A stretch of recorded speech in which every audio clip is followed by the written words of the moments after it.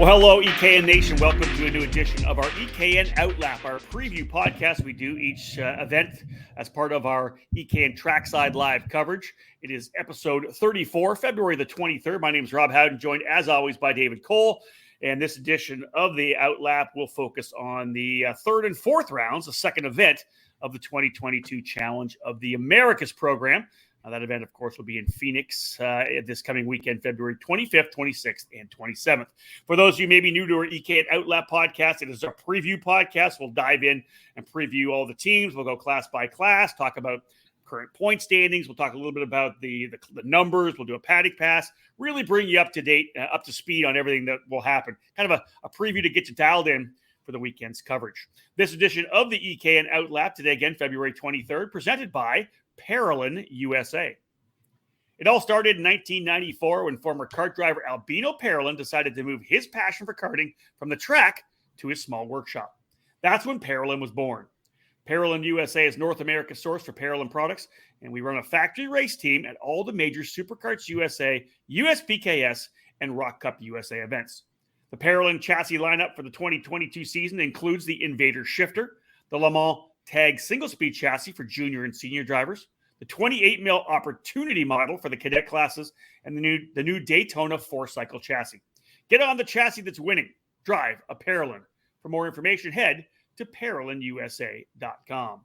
And as I said, this OutLap podcast is preview about the second event, the third and fourth rounds of the Challenge of the Americas for 2022. David Cole, you'll be going solo. I'm actually sitting in my hotel room right now here in St. Petersburg. I'm here for the IndyCar and Road to Indy opener down in Florida. So you'll be solo out there in Phoenix. Should be a good weekend all told.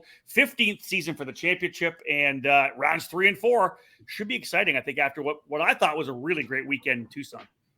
Yeah, the opening weekend in Tucson was phenomenal. Great racing across the board in all the different categories. We did have a number of drivers that ended up double victories on the weekend, so it's kind of established themselves as championship leaders. But as we know, going into the upcoming weekend, some drivers going to be sitting out, not attending, so it's going to change up the championship chases in a lot of different categories. Some drivers that aren't on the entry list that are coming. So a lot of different scenarios going in, and obviously weather going to be a factor for the first time possibly in Phoenix. Well, you'll have to update me on that because when we get there, because I have not looked up the weather app yet to find out what's going on. So you can bring me up to speed on that for sure. Phoenix Kart Racing Association, a track that's been around for a long time. I want to say, David, probably 25 plus years for that facility, maybe even more, maybe 30 years actually for that track. I'd love to get to dive a little deeper. I know I first went there in 1999 for the Superkarts USA Pro Moto Tour opener. So you and I have been going to Phoenix for many, many years. Obviously, Phoenix is a fantastic city, great hotels. Andy Saisman and the crew, Angel Mata, does an awesome job bringing in the food trucks, all part of kind of the atmosphere of the challenge. This particular racetrack, though, running in the clockwise direction, David, the big long run down the straightaway into the Daytona right-hander, the banked right-hand corner into the off-camber, and then turns what will be 2 and 3. 3/4 of a mile, 12 turns in total. And yeah, finally look at your notes, established in 1982. Yeah, that's what's on the website. Obviously, it wasn't more prominent until the late 90s, I think. Yeah. Nationally. That's something I'd like to learn more about the 80s hit and early 90s history of PKRA for sure. Yeah, what was the layout, right? Who started it? That's you know what? There you go. Little I'll grab my notebook. History of Phoenix. Do a deep dive. Oh, I like that. It's a great call. But yeah, a cool thing about the track, Dave, and there's not a lot of these tracks anymore really in our sport. It's a club owned and run facility, right?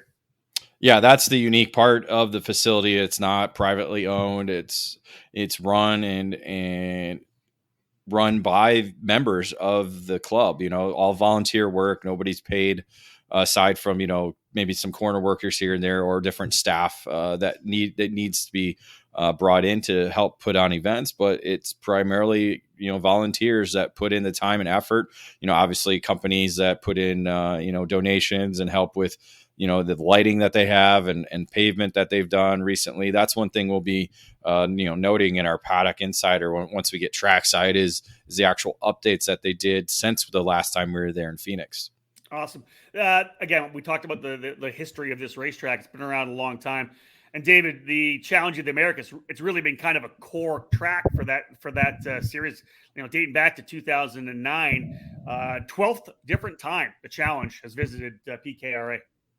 Yeah, a lot of challenge races at PKRA, so it is a unofficial home, as you could say, probably more times than Cal Speed's used. So I would say PKRA is kind of the unofficial home of the challenge. Even the California Rock Championship during the COVID scenarios in 2020 actually went to PKRA because the facility was open and was able to be utilized, and so they opened up the season there. And so it's kind of just been that facility that people love to go to and people can utilize year in, year out. Dave, before we touch on the event schedule, let's just have a little talk about the character of the racetrack. As I had said before, 3/4 of a mile, 12 corners. I kind of gave the big run down the straightaway. The cool thing about this track, and in driving it back in the day, doing some of our test runs for Shifter Card Illustrated, the straightaway is super long because you come out of, I'm not even sure what corner, I guess it would be turn number 12 or turn number 11, the right-hand hairpin.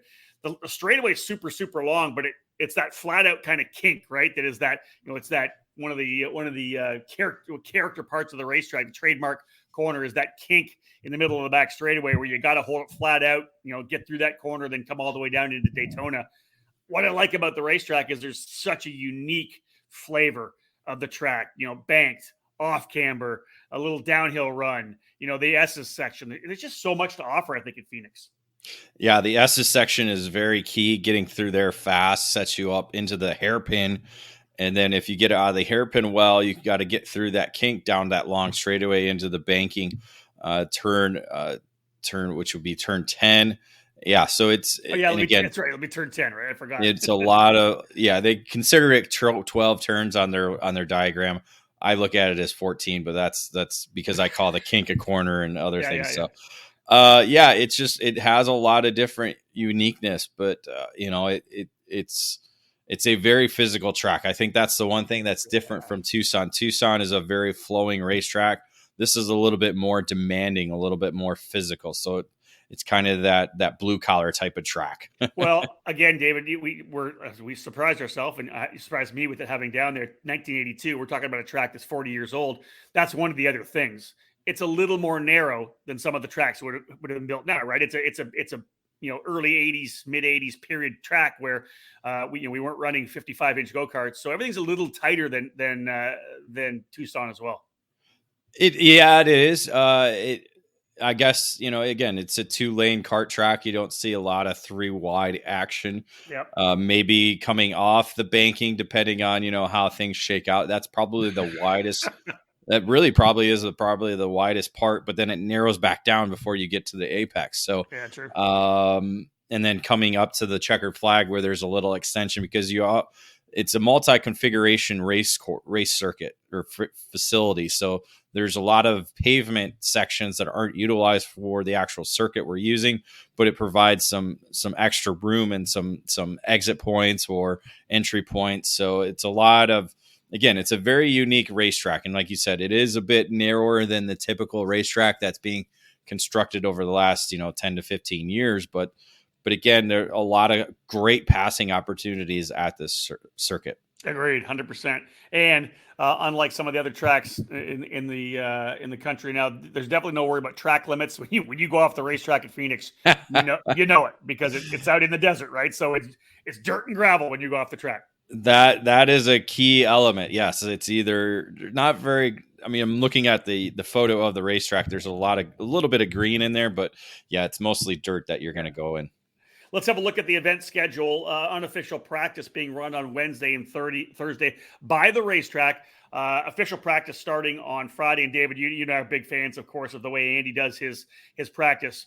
3 8-minute sessions, a longer 12-minute session, then the hot pit pre-qualifying time practice, 17 minutes in total to cap off the day. Really gives, number one, the opportunity for drivers to get into a long run if they want, right? More of a pre-final or a final simulation.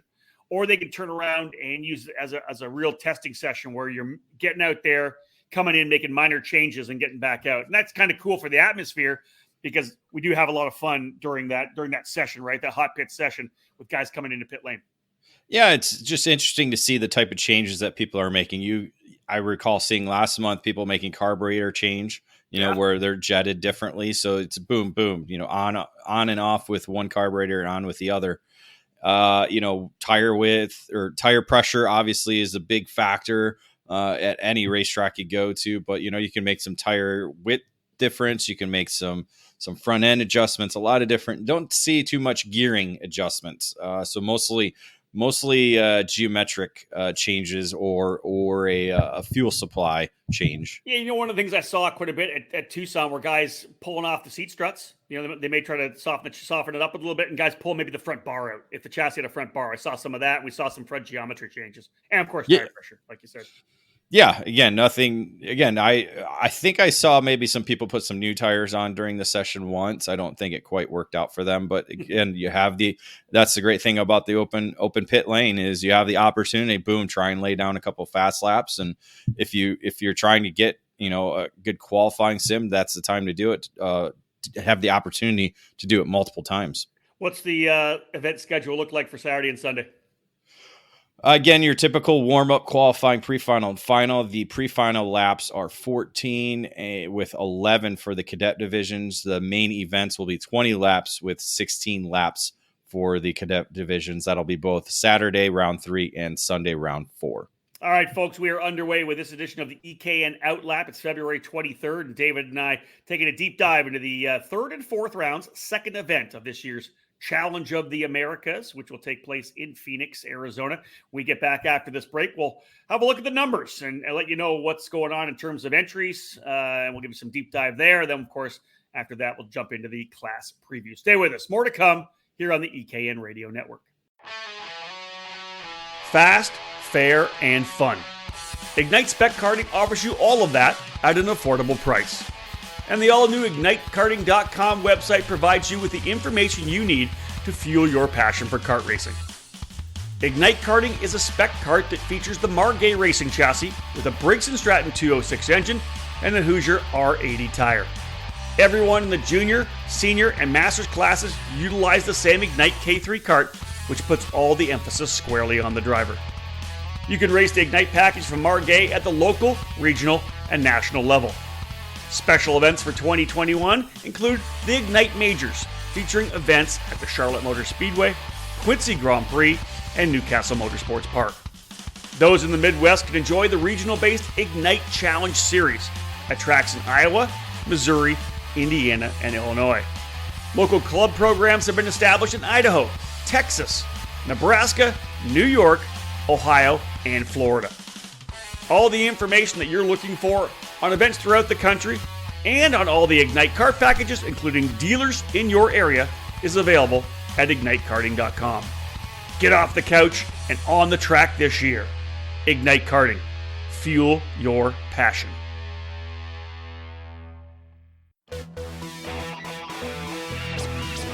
Leading Edge Motorsports is the industry answer to winning in karting.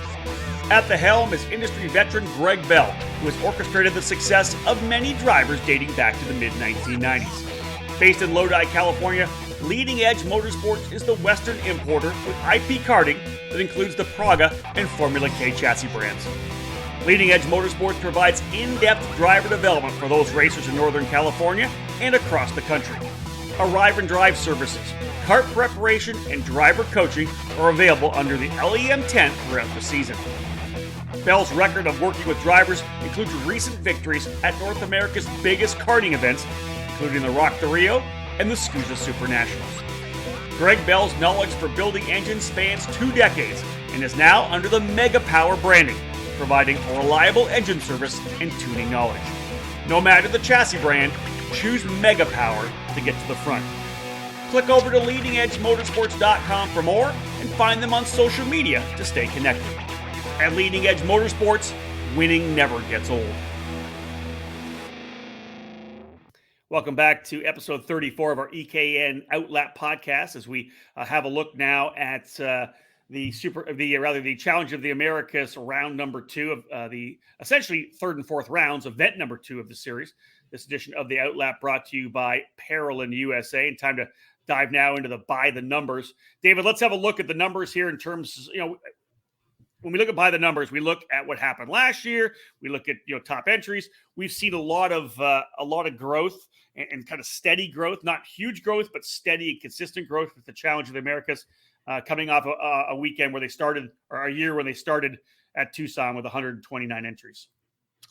Yeah, it was a good number to start off with for Tucson. Certainly an improvement, something that probably the biggest fields we've seen at Tucson.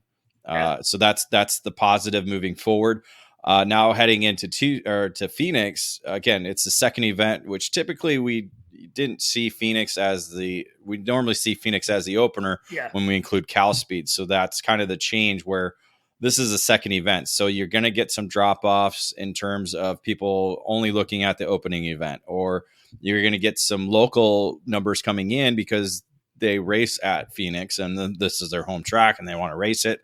So the variables are all over the place in terms of the ups and downs and of the overall numbers. But, when you look at it, 122 going into the weekend after 129 total from Tucson, it should elevate to just above that with probably some walk-ups, either local or those who were just late and not entered on time. So hopefully we'll get above that 130 mark. Yeah, I would think. I'm thinking 135. Just knowing there's a couple of guys I looked at on the entry list, I wouldn't be surprised to see 135. We do seem to get a number of walk-ups, and again, one thing that Tucson doesn't have that Phoenix does, as you said, was a local program. Right? There's not that 100 whatever drivers that race regularly at Tucson, so potentially you can get some PKRA guys that will just enter at the racetrack. 122 pre-entries coming in. Last year at PKRA, 130 in total. So if they find themselves at 135, 140, it's still a victory. I'm sure that Andy would like to have got over that 140 mark. One thing we will bring up, David, and I know you have in your notes, a couple more Canadians. We haven't seen the big Canadian support like we have in many years past.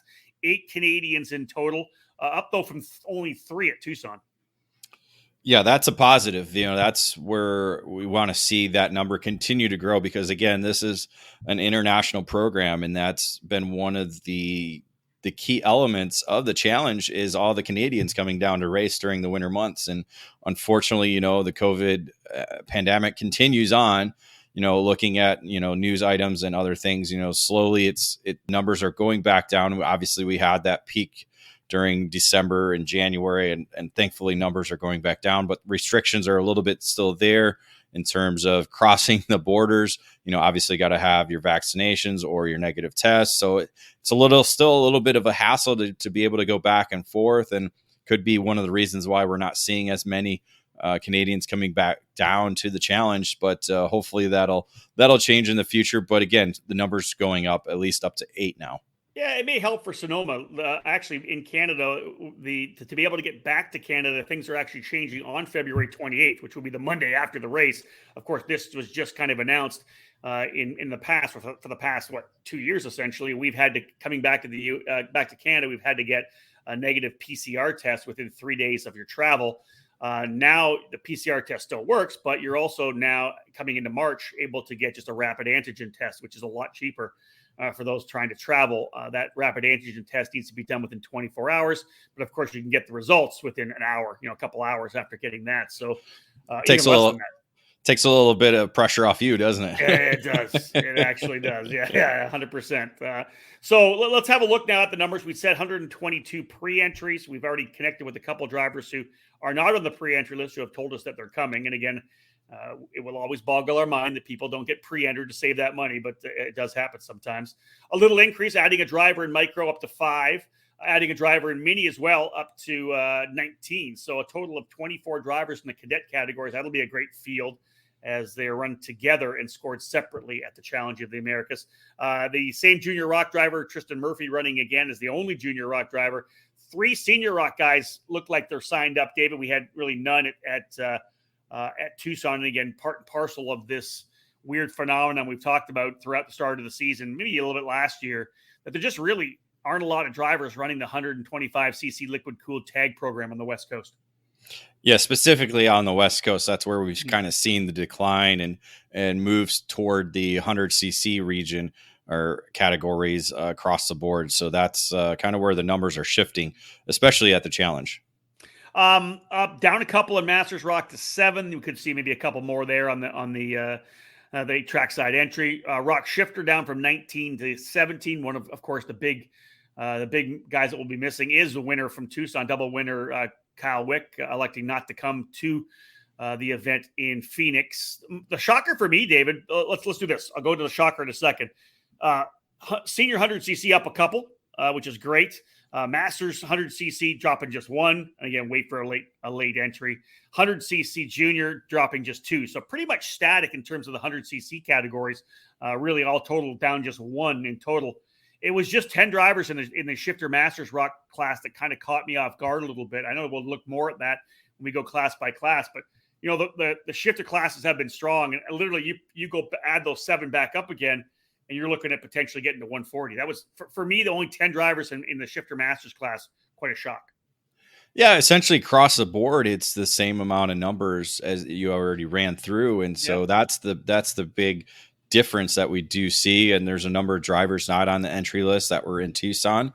And we haven't seen any new numbers come in. So that's really where the drop is. And you know, we'll get into it later, but yeah, it's just, drivers have different schedules. Some are going for the full season. Some are just only hitting racetracks or events that they want to hit throughout the 2022 season. So, David, let's talk weather right now. It's just almost 11 o'clock here, my time, 8 o'clock in Phoenix right now. And it's actually going to be raining all day. It looks like in Phoenix here today. 2 hour difference. So almost 9 o'clock. Okay. Almost 9 o'clock. So it's raining there right now. I look at my phone and I've got sun on Thursday, Friday, Saturday, and Sunday. Do you have something a little bit different? No, it's just rain. It's raining there right now. That was my big thing. I mean, we haven't seen. We did see rain last year at the opener. It was just a little bit, just enough to make the track wet.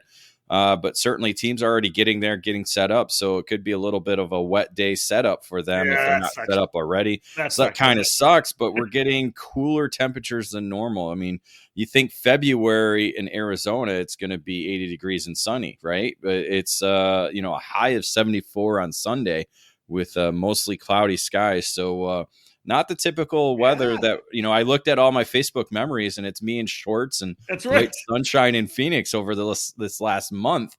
And I quite haven't not seeing that too much on the weather. So even down in the high 30s on Friday night. So exactly. 66 is a high on Friday, 70 on Saturday, 75 on Sunday.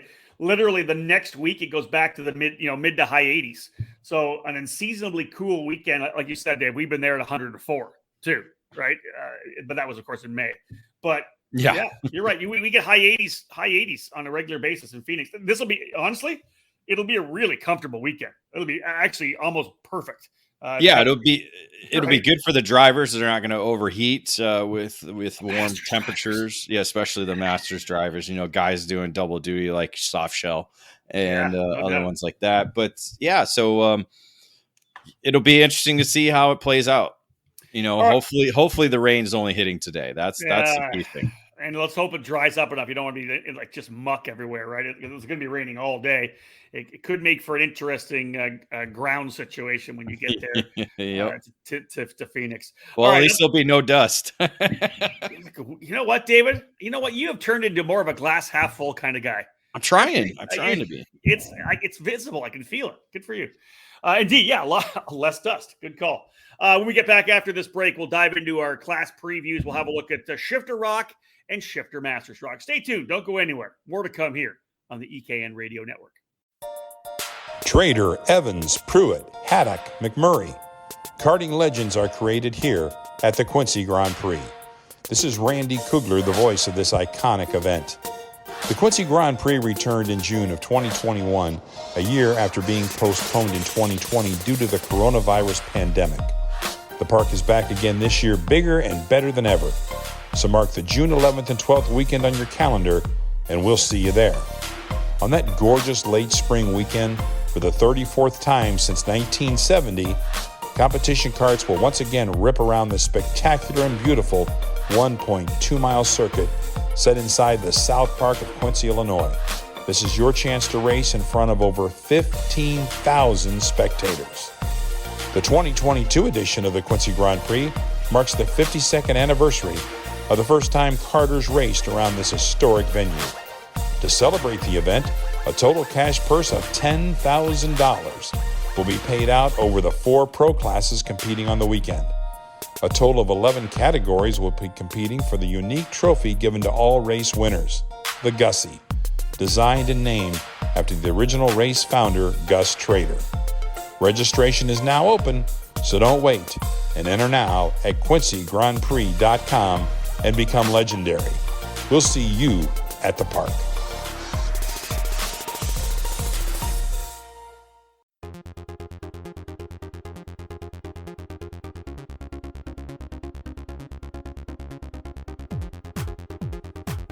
You can buy all the latest and greatest products on the market, but when you're karting to win, it boils down to one thing: you, the driver.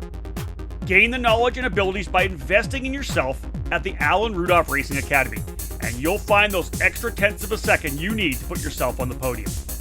The school was established by SuperKarts USA Hall of Fame driver Alan Rudolph, with decades of victories and championships in multiple forms of the sport, including other disciplines of racing. The Alan Rudolph Racing Academy, located at the Speed Sports Racing Park in the metropolitan Houston area, is designed to teach driving skills at all levels. The instructors of the Academy have decades of racing experience and educating drivers of all ages. Classes at the Academy will teach the concepts and skills needed both behind the wheel and off the track. From the beginning kart racing experience and intro to karting courses, to their advanced 1-day and 2-day courses and karting clinics, the Alan Rudolph Racing Academy can improve the skills of any driver. For more information on the specific programs that the Alan Rudolph Racing Academy can provide for you, head to speedsports.com and click on the Racing Academy page. Be sure to follow the Academy on social media by searching for Alan Rudolph Racing Academy. Welcome back to our Challenge of the Americas edition of the EKN OutLap podcast, where we take a deep dive into a preview of the event coming up this weekend, all part of our EKN Trackside live coverage presented by Cooper Tires. Rob Howard alongside David Cole, and of course, rounds 3 and 4 of the Challenge of the Americas for 2022 coming up this weekend. David, let's have a look at the shifter rock category. 17 pre-entries in total. Last year's champion Kyle Wick coming out of the gate with 2 wins at Tucson to be able to get the point lead. But man, crazy to think that he won't be actually here this weekend. Yeah, he confirmed that during our Drive of the Month article that we published last week. Yes, last week, that he will not be in Phoenix. You know, he's focused more so on the SCUSA Pro Tour for the 2022 season. So I assume they're just skipping the Phoenix round just so that way they're not, either wrecked or have any kind of issues that might not prevent him from going to NOLA, which is basically a month away. So it's just the fact it just didn't work out. We would have liked to have seen him there. It would have been a good, I think it would have been a good, again, another good testing run for him, keep him in shape and keep him going. Cause again, that PKRA facility is puts the driver to the challenge, but not going to be there. So that kind of opens up things for the championship. Well, also, listen, it's Challenge of the Americas finale in Sonoma is the end of March. The following weekend is the Winter Nationals for SCUSA at NOLA. Is it? You think maybe it's also part of, hey, listen, if we go to Phoenix and do well, the temptation is going to be then to go to Sonoma to try to win the championship, and then we're missing out on what would have been a test weekend, because I think there's a test weekend that weekend, or there's the Texas Sprint Racing Series is running that weekend, correct? Correct. Yeah. So there's actual weekend, a race at NOLA before on the same weekend as the challenge. So I wonder just whether or not it's like, hey, listen, we'd like to do that test weekend and instead of trying to run for the championship. Well, during our tent talk, we did tease them about that. We did. Hey, they do make planes where you can, fly from Sonoma to NOLA, after that weekend. But obviously they want to get their data. They want to get everything in place, ready to go for Pro Tour. So that effectively moves Hunter Pickett into the point lead over Kyriako Soukas, who was a very impressive rookie debut driver in Tucson. Jacob Gulick right in there as well. Dave, top 3 drivers separated by 65 points. Kind of opens the door for Pickett to pull up, but Soukas was so good. One of the drivers that was not on my entry list when I was looking at it was Ryan Martin from CRG alongside Ron White. But David, I think you confirmed that Ryan actually will be there this coming weekend. Yeah, Ryan will be there this weekend. He sits now 8th in the championship behind Hannah Greenmeyer. Another driver to watch, though, racing at his home track, Micah Hendricks sitting now in 4th in the championship.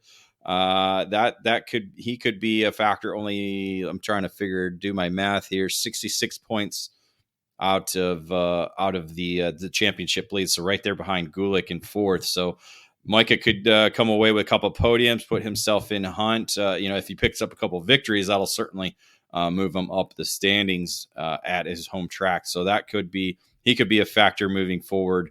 Again, don't count out Ron White, the veteran. He loves that Phoenix racetrack. Very fast there at every time he gets there too. Yeah, and I think a couple other drivers, of course, to watch. A couple of young ladies in the field as well, with Hannah Greenmeyer and Macy Williams. Both those drivers jumping over into the shifter kart category after winning races in single speed. We know, of course, Hannah winning the SCUSA Pro Tour Championship last year. Macy was a winner in the senior rock class, I believe, last year on the challenge, and she's moved over with Christian Bird Motorsports to run in the shifter class. So I expect both of them to be a little bit quicker, even in, obviously Hannah was there, as was Macy. She was kind of into the top 10.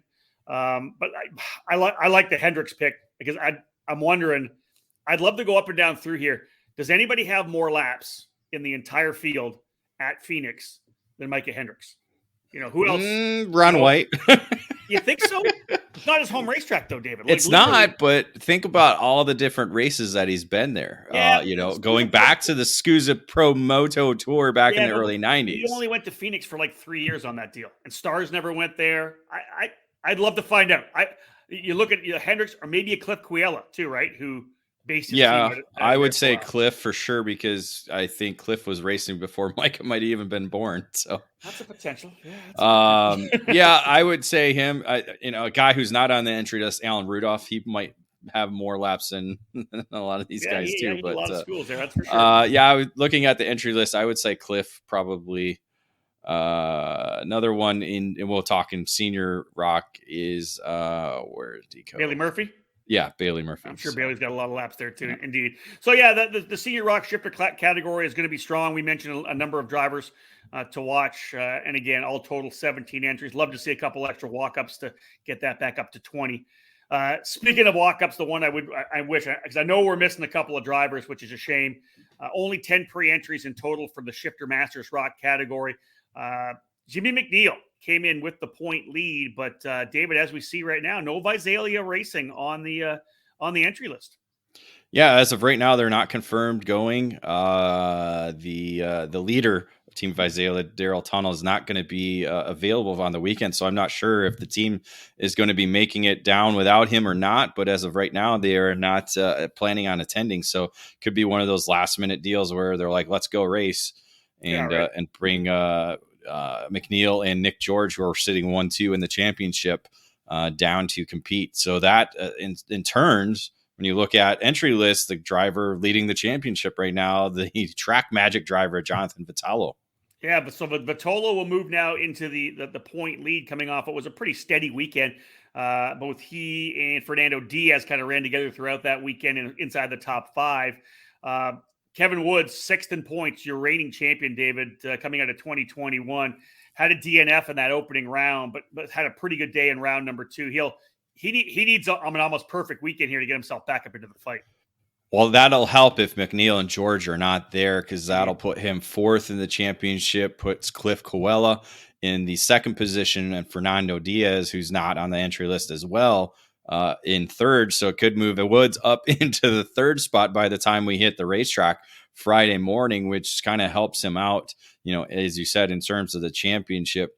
Looking at last year's races, Woods was a runner-up or finished up on had a best finish of 3rd on the weekend, as Michael Valiente and Cliff Coella ended up winning the main events, and they were the top 2 drivers. I think it was that Sunday main event that was a little bit in the wet where Cliff was able to get away. I think Valiente even sat out in the wet weather race. Nick Firestone, another driver with a lot of laps at the Phoenix, but he he could be a factor as well too on the weekend. Kind of throw in a be a wild card because he actually sits behind Woods in 7th overall. So I think Nick's going to be a guy to beat. I think he's going to be in the front group. I really do. He had a bit of trouble in Tucson, but had to have good overall speed. I think you're going to see he and Cliff Cuella be the two guys to beat Vitolo. I don't know how much time Vitolo has on the Phoenix layout. We know Kevin Woods has some time there. So look, I look for Firestone, Cuella, Vitolo, and Woods to be really good.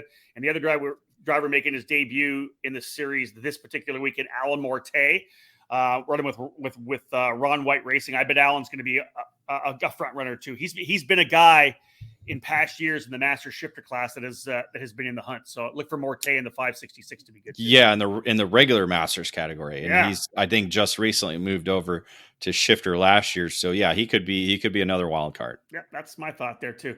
All right, folks, there's your preview of the masters and senior shifter rock classes. When we get back after this break, we'll go into straight rock. We'll go masters rock, senior rock, and junior rock. More to come.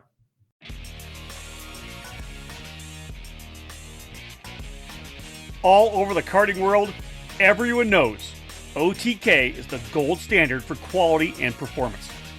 In the U.S., OTK USA is the source for all things OTK. From the legendary Tony Kart brand to the race-winning Cosmic and Esprit chassis, and now the new Red Speed and EOS brands, OTK quality is second to none. All 5 brands are winning races and championships across the country in national programs like the Rock Cup USA Florida Winter Tour and the Challenge of the Americas, the SCUSA Pro Tour and Winter Series, and the Pro Kart Challenge, the United States Pro Kart Series, and the WKA Manufacturers Cup. And OTK products are also front and center on the podium of club and regional races from coast to coast. To learn more about a specific product line, you can find the OTK USA dealer near you, whether it's Tony Kart, Cosmic, Esprit, Red Speed, or EOS. Visit www.otkusa.com. Specific chassis territories are still available, so kart shops interested in adding a winning component to their product lineups can contact OTK USA directly. Looking for that extra edge? Comet Racing Engines is your answer. The engine service program from Comet Kart Sales has been winning from coast to coast at all levels and different forms of the sport. Lead engine builders Mark Harrison and Gary Lawson have decades of karting experience, providing racers the power to reach the top step of the podium. Comet Racing Engines continually perform track and dyno tests to provide their customers with the cutting edge in engine performance. Comet specializes in Yamaha KT100, IAME Swift, IAME X30, IAME Leopard, and Rock engines. Trackside and customer support are the cornerstones of the Comet Racing Engines business, ensuring each and every customer receives personal attention and the help they need to achieve the best results. Engine rentals are available at all the events that Comet attends in 2018, including WKA, SCUSA, USPKS, and the Route 66 Sprint Series. Contact the Comet team today at cometkartsales.com or by calling 317-462-3413. If you're looking to step up your engine program, send it to Comet Racing Engines. Welcome back to the EKN Radio Network's EKN OutLap, as we are doing a deep dive into a preview of the 3rd and 4th rounds of the Challenge of the Americas Series in Phoenix, Arizona. Rob Howden alongside David Cole. David, this one's actually going to be pretty quick because a little bit to talk about in Masters. Not much in senior and junior. In the Masters class, 7 pre-entries in total. And, man, all you got to say right now is Derek Wang, 3-time defending Challenge of the Americas champion in Masters Rock, and flat dominated the action in Tucson as well, looking like he's going to line up for 4 straight championships. Yeah, he was challenged a little bit in certain parts of the weekend, but really nobody had anything for him in the long run. So he ended up with maximum points leaving the weekend and going into Phoenix, another racetrack that he's done really well at. But Billy Cleveland, a driver with a lot of laps at Phoenix as well too, and has the experience and could possibly be able to give Derek Wang a little bit of a challenge on the weekend. Christopher Mann was the essentially the top driver in the aside from Derek Wang over the weekend, as he left as the driver in second place in the championship ahead of Cleveland. So Mann and Cleveland going to have to really put on the pressure to Derek Wang in order to be in the championship when we get to Sonoma. Otherwise, it could be a clinching weekend for Derek Wang. Derek, indeed. Yeah, and 2 no-shows. We don't have Paul Bonilla on the list. And indeed, David, I know you mentioned him before, but David Pregandi, not on my list as doing double duty. I don't know that he's going to do Masters Rock. Yeah, I didn't confirm the Pregande thing, but did confirm Bonilla will not be there. Ed Quinn is taking his spot under the JH Motorsports tent for the weekend. So, yeah, I did not confirm Pregande. I know Pregande is racing in the 100cc division, so possibly eliminating the double duty action to kind of focus on the one category. I don't see Steve Wiener on there either, which is kind of a surprise after being at Tucson. Yeah, he's kind of a hit and miss kind of driver. Possibly might be an at-track entry as well too. So we'll have to see on that. Let's do a quick run through, David, in the senior and junior rock. I'll just grab junior rock really quickly. Only one pre-entry, Tristan Young, who was the champion last year, obviously won, as the only driver, won both races. Essentially, he's just getting out there banging some laps to get his ticket to go to the Rock Super Final in October. Yeah, and then in the senior rock division, we'll actually have 3 drivers, all local from the Phoenix, Arizona area. Bailey Murphy, a familiar name with the Challenging Americas, a multi-time racer with the series. Carson Bowers and Jonathan Neudorf are the other 2 entries. So they'll all be racing on comp karts powered by the Rock GP engine. So it'll be a trio of them going at it. And maybe we'll see a couple walk-ups in that category as well, too. I was just thinking, maybe we'll get a couple walk-ups. You got 3 on there. 3 could be 5. 5 could be 7. You never know what happens when the numbers start to roll in. So again, the straight rock class, not quite what we expected, of course, or would have hoped for. But again, we talked about it early that's really kind of a trend right now on the West Coast, that there's just not a lot of drivers in that 125cc liquid cooled tag program. And when you don't have drivers, it's hard to build the momentum on that. A lot of momentum, of course, on the East Coast, big numbers, but just not having that here.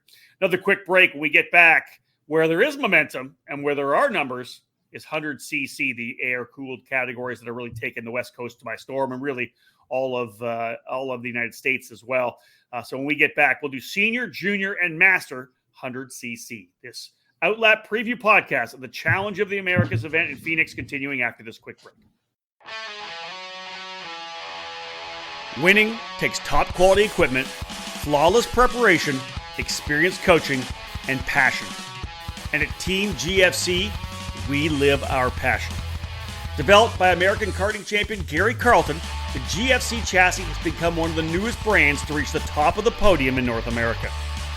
GFC has garnered victories and championships at all levels of the sport since its debut at the end of 2018.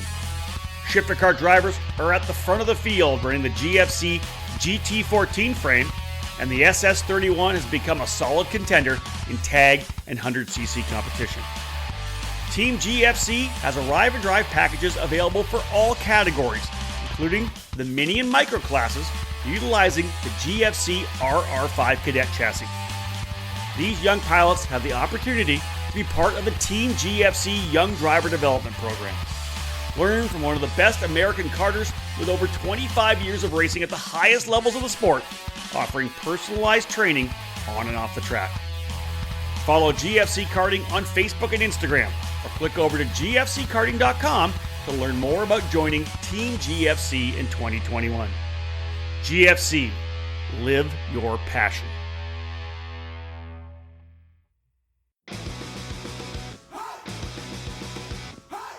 Acceleration Kart Racing is your first and only stop on the internet for karts, parts, and the safety gear you need to get you on the track.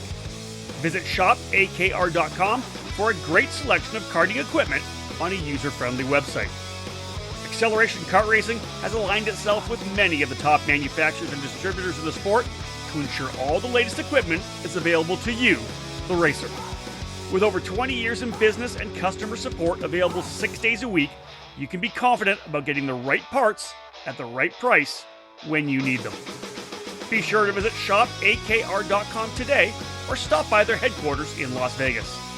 Make sure to follow Acceleration Kart Racing on Facebook, Twitter, and Instagram for the latest specials and new arrivals.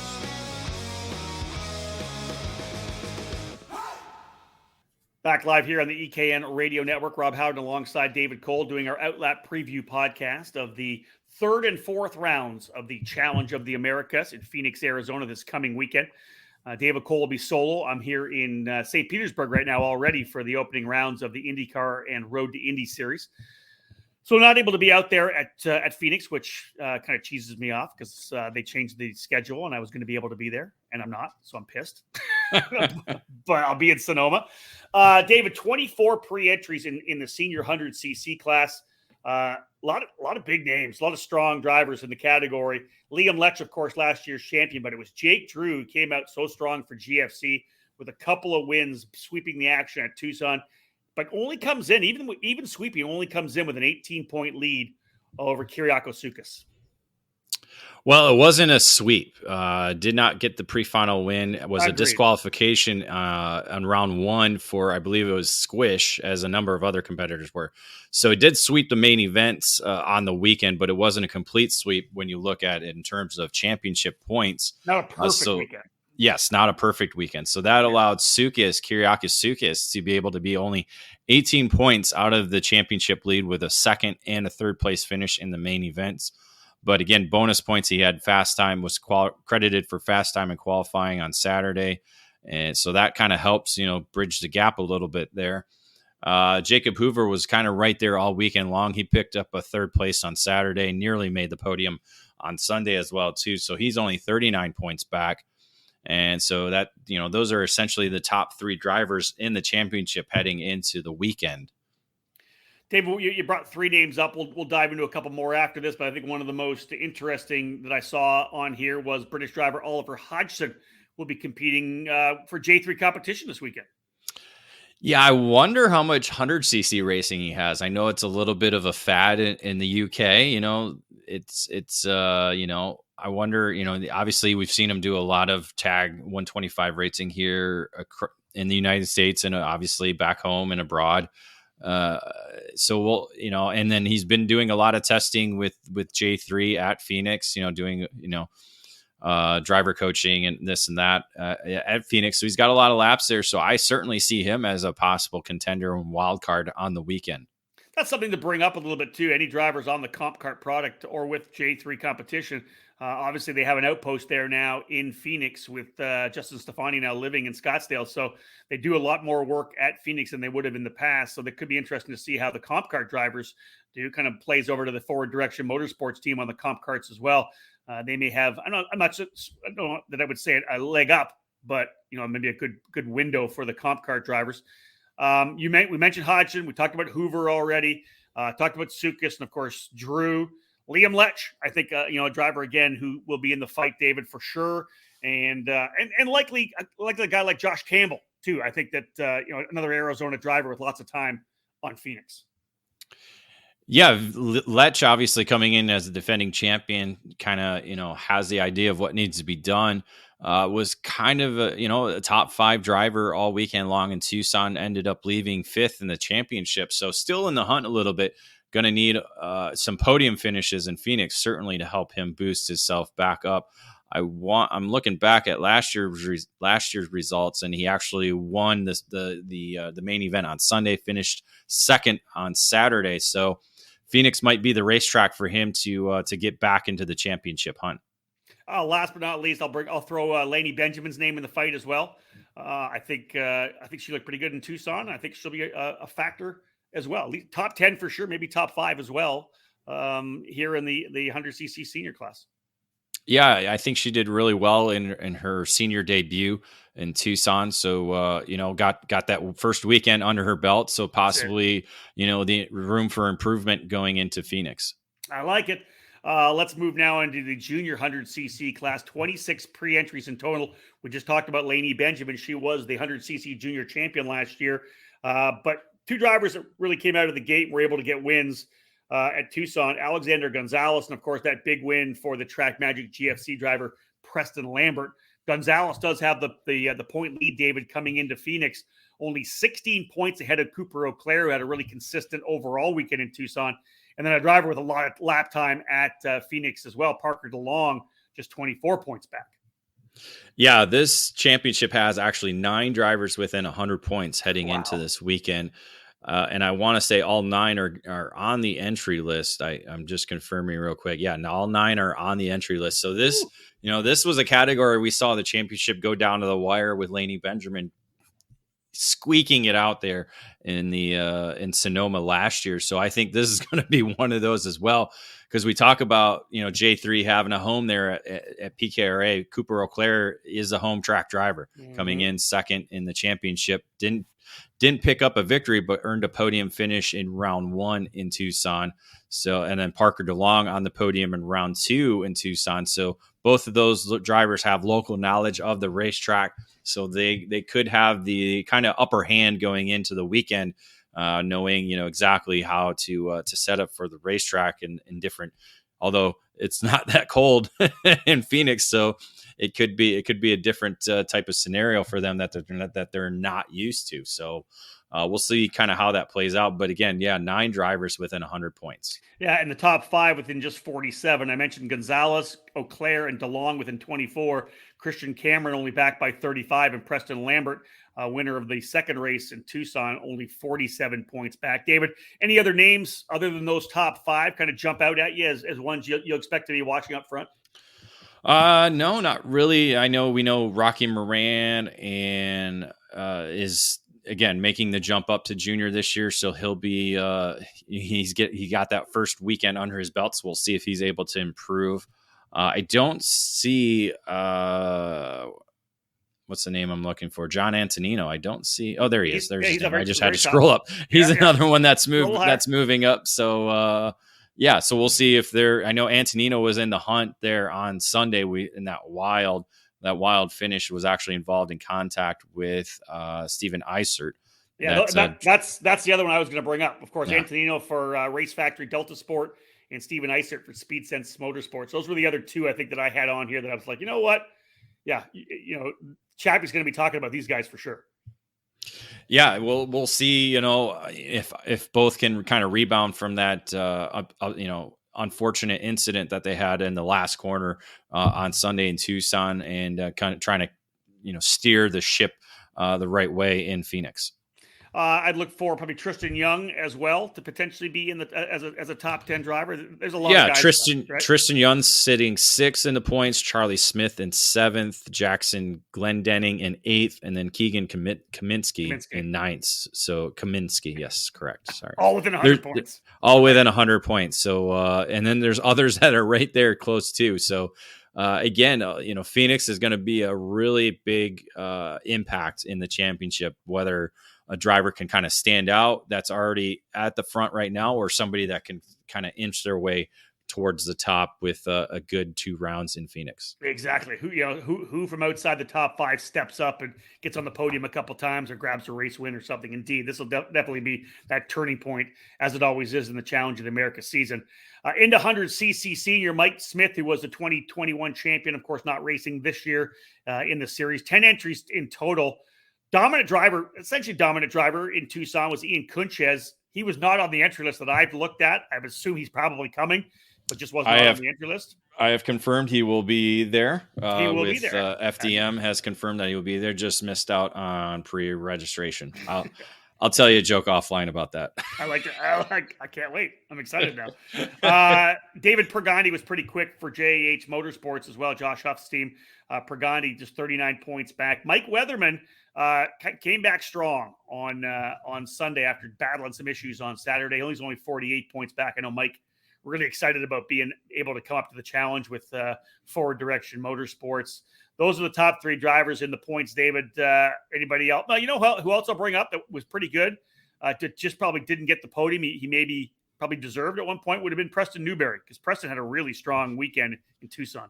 Yeah, I was going to bring up Brett Harrelson and Preston Newberry. They are sitting 4th and 5th in the championship. Again, only 64 points out of the lead. So again, Preston missed out on the podium both days. Certainly had the pace to be there. Was quickest driver in qualifying on Sunday. So obviously had the pace, just didn't get the race luck in his favor. Obviously a little bit of a spin in the pre-final on Sunday didn't help as well. So I could see, again, there's 5 different drivers there that have the opportunity to land on the podium. It's a matter of who's able to come away with it. And obviously in Tucson, Ian Kunchez was that driver to do it twice along with Brigande. So we could see a little bit of a mix up in the championship in this category as well too. So that's it for the 100cc categories. Final break in this edition of the EKN OutLap. We'll come back with our look at mini rock and micro rock and wrap things up here before David heads out to Phoenix. Stay tuned, folks. We'll finish this one off after this last break. CRG is one of the most iconic brands in karting, and we're primed and ready for the 2022 season with new material and a never-ending focus on winning.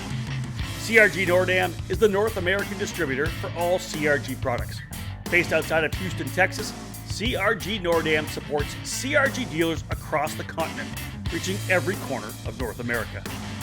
The CRG KT5 is our new chassis for tag and shifter racing, and it's been designed specifically for the U.S. market. The KT5 features 30mm construction with a 32mm front loop to increase front grip. CRG's new VEN 13 brake system is cutting-edge technology with a master cylinder that allows for pressure regulation within the system. Drivers can customize brake pressure to their own requirements to improve feel and to avoid brake lockup.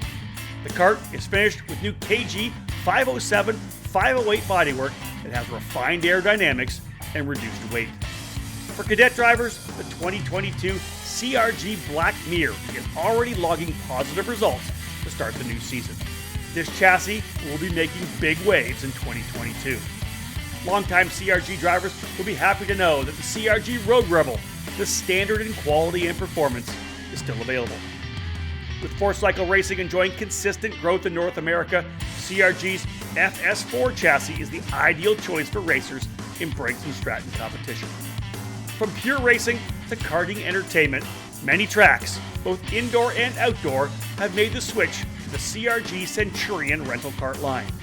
5 different models for both gas-powered or electric engines can fit any track's needs for a new rental kart fleet. CRG Nordam has a full inventory of rental karts available for new and existing facilities. For more information on the CRG product line, head to www.kartcrg.com, and to inquire about a North American dealer near you, please email us at info@kartcrg-nordam.com.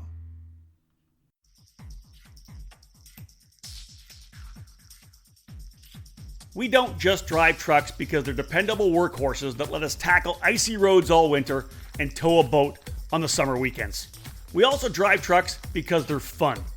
And the Cooper Discoverer Rugged Trek is a truck tire made with fun in mind. Like any Cooper tire, the Rugged Trek is designed to do everything you need it to do. It's got stone blockades to protect your tires off-road and whisper grooves for smooth, quiet street driving. But with its in-your-face design, like the dual sidewalls that let you choose between 2 aggressive looks, the Cooper Discoverer Rugged Trek is also a tire that shows off your truck's wild side. It's the tire that's off-road party on the outside and dependable all-purpose Cooper design on the inside. Learn more at coopertire.com. Go with the Coopers. Welcome back to the EKN Radio Network. Thanks for staying with us. Hopefully you're listening to this at home, or potentially, as many people do, downloading it to your phone and being able to listen to it on the way to work, on the way home, whatever it may be. Perfect karting content for your commute to and from work. Rob Howard alongside David Cole as we wrap up our preview of the 3rd and 4th rounds of the Challenge of the Americas, which will take place this coming weekend in Phoenix, Arizona at the legendary PKRA facility. David, all told, pretty strong run of what we got, like 24, I think, in the cadet category, which is great. This continues to grow on the challenge. 19 pre-entries in the mini rock class. We talked about John Antonino in the 100cc junior class. He had moved up after winning the championship last year. A couple of different winners in Tucson, both Gage Korn and Ashton Woon able to get victories, but it was Mateo Quinto who came away with the point lead, but by only 1 marker over Turner Brown and only 6 over Ashton Woon. This is the tightest championship battle we have right now going into round 3 and 4. Yeah, especially with the top 11 in points separated by under 100 markers. So, as you said, Quinto leading the championship. He's the only driver to land on the podium both days. So, he's the driver that was able to capitalize in Tucson and put himself at the top of the championship chase. But as you said, Turner Brown only 1 point back with Ashton Woon 6 points out of the first spot to separate the top 3. All told, we'd say 45 points separating your top 5 drivers.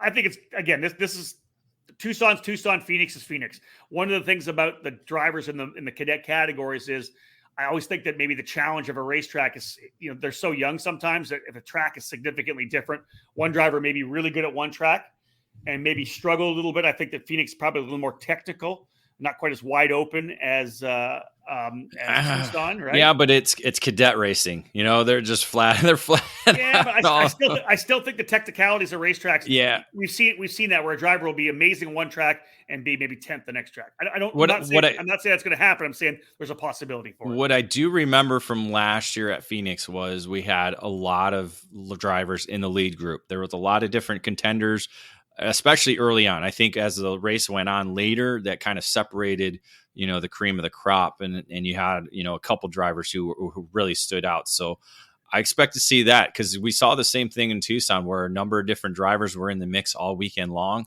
I think we'll kind of see the same thing again in Tucson. But like you said, we'll probably see at the end of the main event. We're talking, how many laps did I say? 16 for the main events. I'm looking up here. I'm trying to find it. 16 for the main event. So that's a long race. So, Tucson, again, flowing racetrack. Phoenix, a little bit more demanding. So, I think we'll probably see a few drivers be able to kind of break away towards the end of the main events. But again, that's if, they kind of stay in line, because the more they race, the more the field stays together. So it's a difference of the way the drivers end up racing each other. 2 drivers we didn't mention, I expect will be there. Gage Korn being one of them for Race Factory.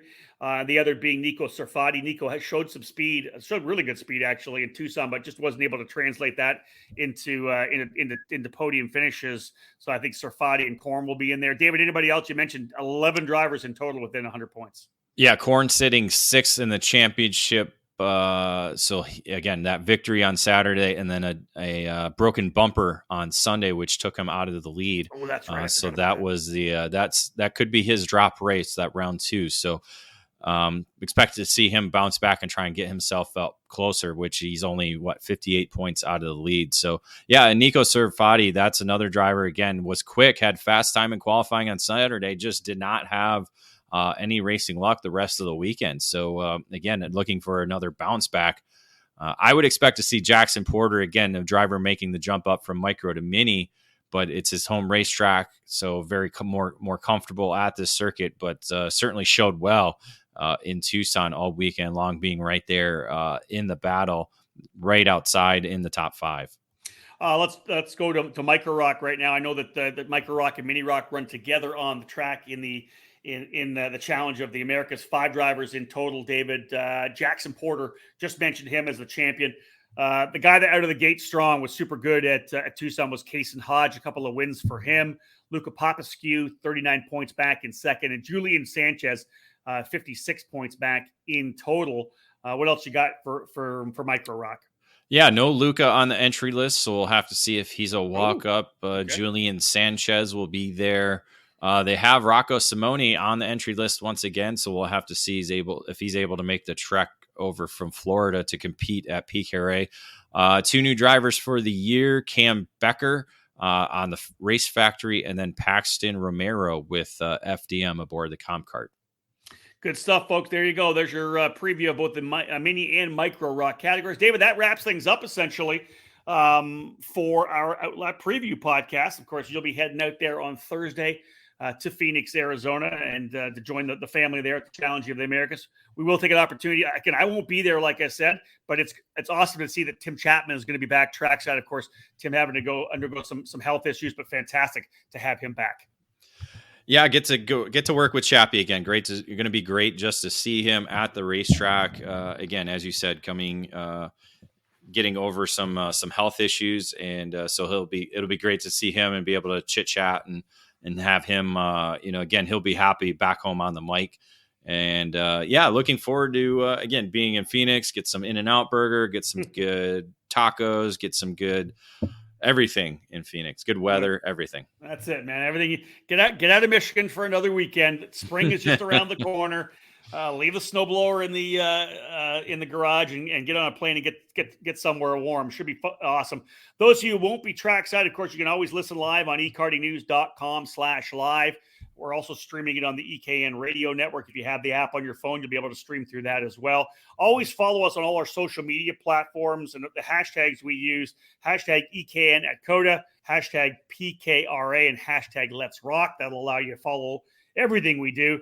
Of course, David will be posting on top 10s as usual on Facebook and Twitter. A lot of content, maybe more organic, more fun stuff over on the IG Instagram platform as well. And David, are you still planning? We doing an interview? Are we doing a tent talk? Yeah, we're looking at. I'm going to work out the details a little bit today and tomorrow, and we'll have a little bit more information either Thursday afternoon or Friday morning on a possible tent talk Friday evening. There it is, folks. Wrapping things up here for the EKN OutLap. The Challenge of the Americas hitting its halfway point of the 2022 season this coming weekend in Phoenix, rounds 3 and round 4. All full coverage on the EKN Radio Network and, of course, our EKN Trackside Live program brought to you by Cooper Tires. Big thank you to Parolin USA for being our presenting sponsor of this particular podcast. Again, look to Parolin USA for their top quality equipment and material.